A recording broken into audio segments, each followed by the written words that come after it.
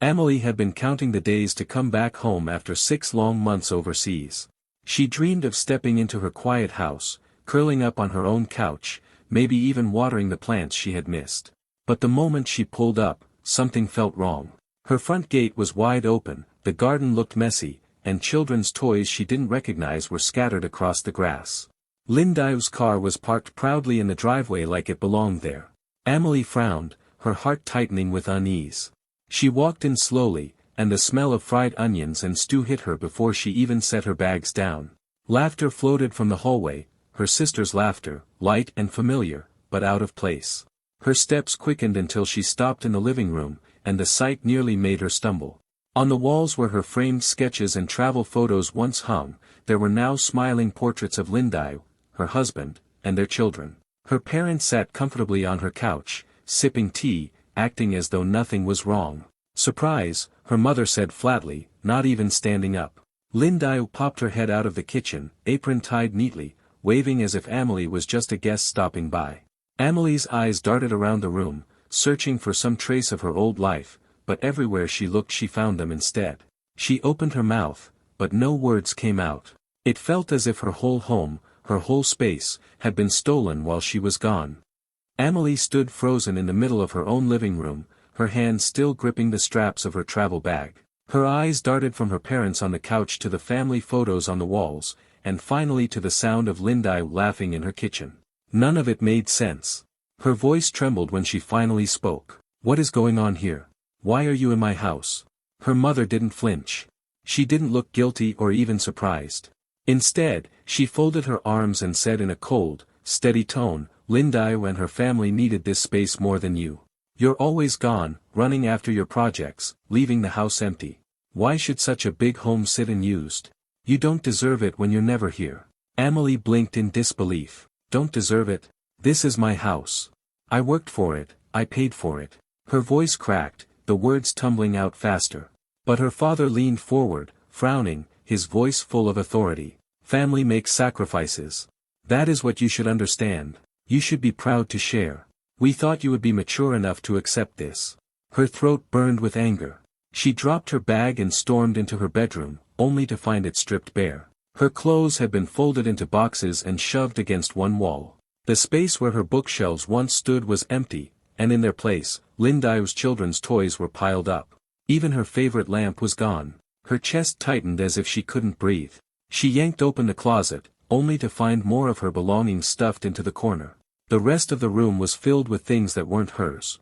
It was as if her life had been pushed out, replaced by her sister's. When she spun around to leave, she noticed a new lock on the door.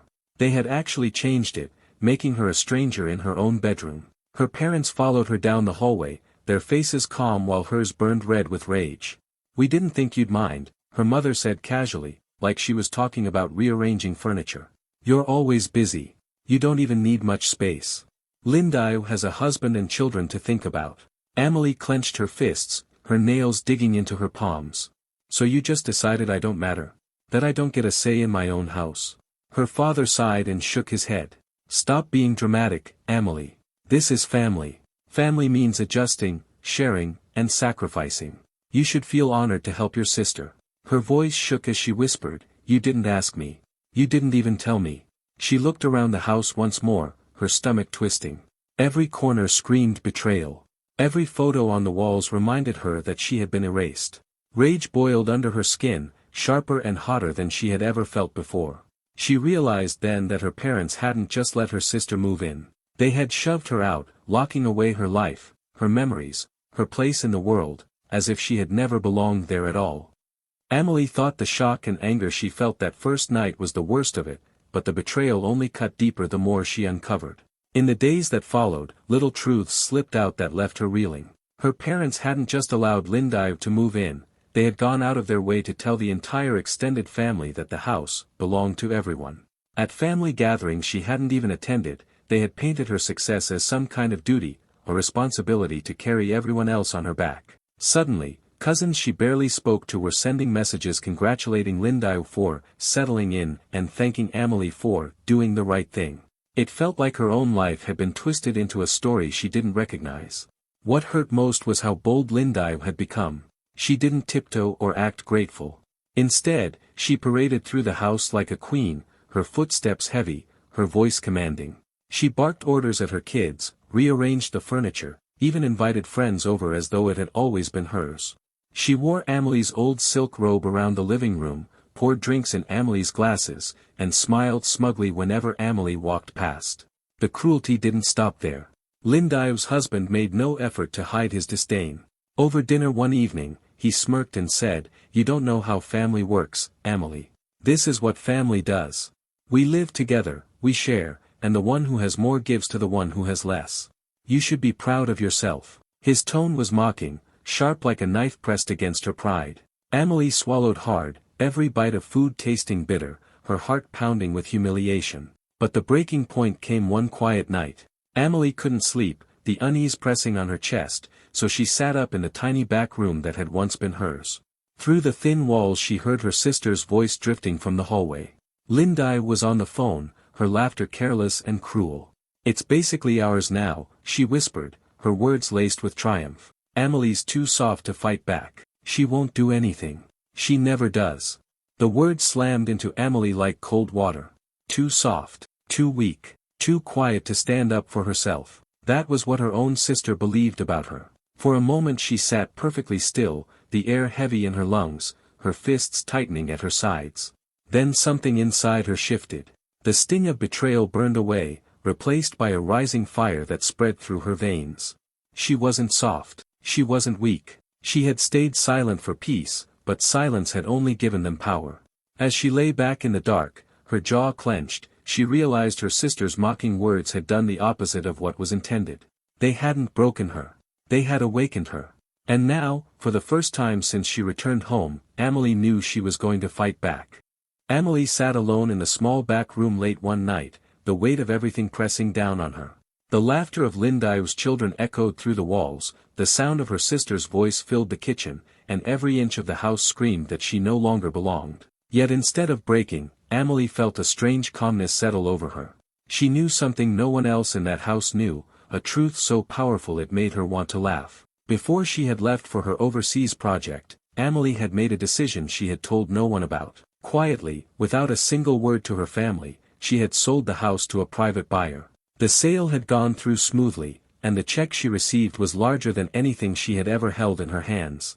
With it, she had already invested in her own architecture firm, a dream she had been building for years. She didn't share this with her parents because she wanted peace, and she didn't trust that they would understand. She thought keeping it to herself was the easiest way to avoid drama. Now, as she listened to her sister brag about owning their home, Amelie's lips curled into a smile. The house they were fighting over wasn't even hers anymore. They were living in a place that belonged to strangers, decorating walls, mocking her, and clinging to a lie. Every smug look from her mother, every arrogant word from her father, every cruel laugh from Lindive only made the truth sharper in her mind. Her parents thought they had cornered her, that guilt and family duty would keep her quiet forever. Lindive believed Amelie was too soft, too scared to push back. But Amelie had already outsmarted them without even trying. The house wasn't family property. It wasn't her sacrifice to give. It was gone, signed away, and none of them had the faintest idea. She imagined the moment they would discover the truth, the shock on their faces when they realized they had been parading inside a home that wasn't theirs, a home they had no right to claim. She pictured Lindive's smirk fading, her father's voice stumbling, her mother's cold eyes finally breaking. The thought made her heart beat faster, not with fear but with power. Amelie leaned back against the wall and let the fire in her veins cool into resolve. They had underestimated her, and that was their biggest mistake. She had the upper hand all along. They thought they had stolen her life, but she had already moved on to something bigger, something stronger, something entirely her own. As she lay down to rest, the tiny back room didn't feel like a prison anymore. It felt like a stage, and she held the script. When the time came, she wouldn't need to shout or fight. She would only need to tell the truth. And that truth, sharp and undeniable, would cut deeper than any rage she could ever show. Sunday came, and the entire house smelled of roasted chicken and spices. The dining table was set neatly, plates stacked, glasses shining, as though this was just another family dinner. But Amelie felt the tension in the air the moment she sat down. Her parents sat across from her with stiff shoulders, While Lindai leaned back in her chair with a smug smile, her husband whispering something that made her laugh. Amelie could tell this wasn't about food. It was about power. They passed dishes around the table, but no one touched the food. Then her father cleared his throat and pulled out a brown folder. He slid it across the table with a serious expression. "We think it's time to make this official," he said. Her mother nodded firmly, adding, "You need to sign these papers and hand over ownership to your sister. It's the right thing to do. Family comes first." Amelie stared at the folder, her face calm though her chest beat like a drum. She slowly picked up her glass of wine and took a small sip, her eyes never leaving her parents.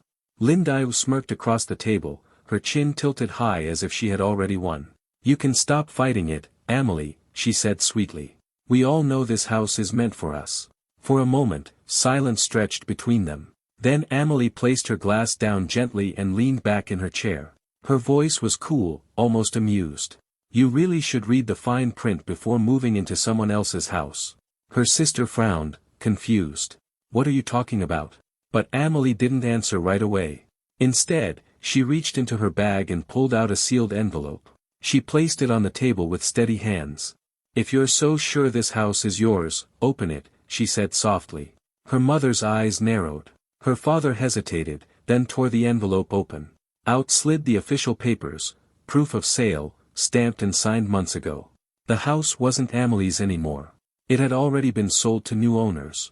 The sound of the papers hitting the table was like thunder in the room. For a second, no one spoke. Lindai's confident smirk froze on her face, her lips parting in shock. Her husband leaned forward, his eyes darting over the words, his jaw tightening with anger. Her father's hands trembled slightly as he shuffled through the documents, searching for a loophole that wasn't there. Her mother's face drained of color, her voice caught in her throat. Amelie didn't raise her voice. She didn't argue or explain. She simply folded her arms and watched their faces crumble. "This house isn't mine," she said calmly. "It never belonged to you. You moved in like you owned it, but the truth is, you've been squatting in a stranger's property." The silence that followed was heavier than any shout. The once proud and smug family was left speechless, and for the first time since Amelie had come home, she felt the weight lift off her chest. They had tried to corner her, but she had already won before the game even began.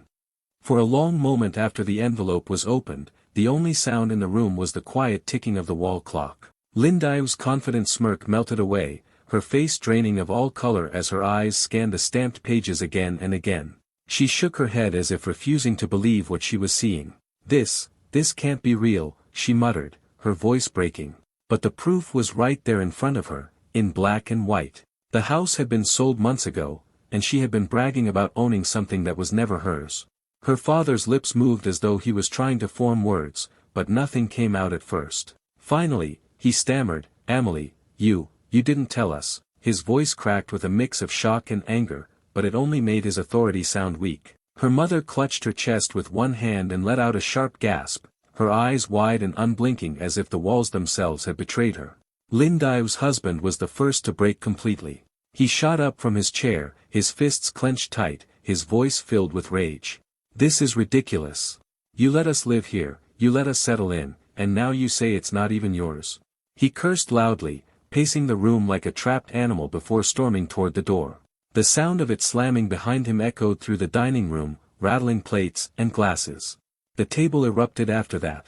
Lindai's voice rose in a wail, accusing her parents of lying to her, accusing Amelie of betraying her. Her father barked orders, demanding everyone calm down, but his voice shook with panic. Her mother tried to shush Lindai while holding back tears. The once smug family, who just minutes earlier thought they had won, now tore into each other in panic and disbelief. Through it all, Amelie sat still. Her back straight, her face calm, her hands folded neatly on her lap. She didn't raise her voice or try to explain further. She simply watched the chaos unfold, her heart steady for the first time since she had come home.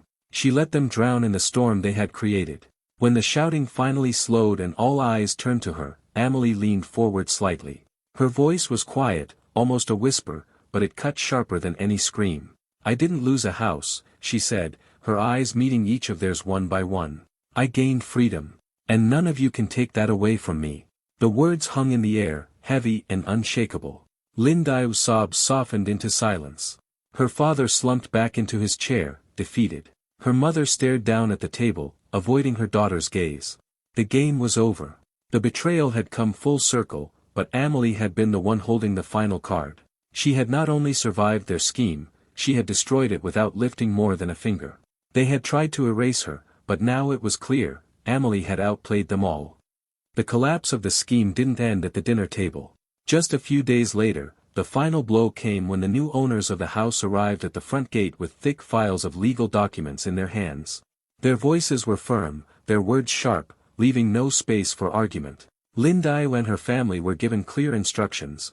They had no right to be there and had to leave immediately. There was no room for negotiation, no time for excuses. The law was on the buyer's side, and every signature on those documents proved it. The scene that followed was one Amelie would never forget. Neighbors peeked out from behind fences and windows as Lin Dai, who once walked around the yard with her head held high, scrambled in panic. Boxes were dragged out to the driveway. Clothes spilled from open suitcases. Her children cried as toys were thrown hastily into bags. Lin Dai shouted orders to her husband, her voice shaky and desperate, but nothing could hide the humiliation of that moment. The same woman who had paraded through Amelie's home with a smirk was now sweating and stumbling, loading her life into a borrowed truck that barely held together.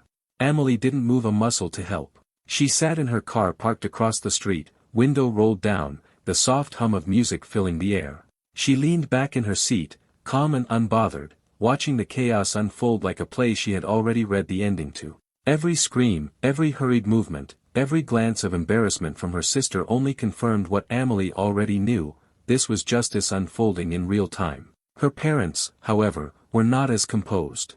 They rushed to her car, their faces lined with worry and shame. "Amelie, please," her mother begged, her voice cracking. "Do something. Stop this. They're your family." Her father leaned against the door, his tone harsh but pleading. "You can't just let them throw your sister out like this. You're better than this." Amelie turned to them slowly, her eyes calm, her lips curling into the faintest smile. She didn't raise her voice, didn't argue, didn't let a single ounce of guilt touch her. Instead, she spoke with a softness that carried more weight than any shout. "You moved her in without asking," she said, her words cutting clean through their pleas. "Now you can move her out without me." The look on their faces told her everything: shock, regret, and the bitter taste of their own decisions coming back to haunt them.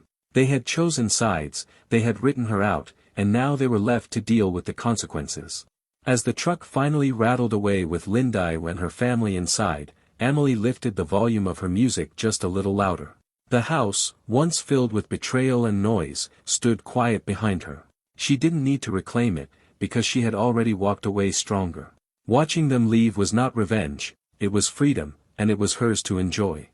Amelie's life shifted quickly after the dust settled. She moved into a sleek new apartment high above the city, the kind of place she used to dream about while sketching designs late at night. The wide glass windows framed the skyline, the lights of Johannesburg glittering like stars within reach. It wasn't just a home, it was proof of everything she had built for herself. The money from the house, invested wisely into her growing firm, was already turning into success she could see and touch. Every morning she woke up to her own space, her own peace, and the quiet joy of knowing nobody could take it from her. But her family didn't let go so easily. Her parents called again and again, sometimes angry, sometimes pretending to be soft, but Amelie let the phone ring. Lin Dai tried another tactic, messages filled with guilt, pity, and twisted words like family and forgiveness.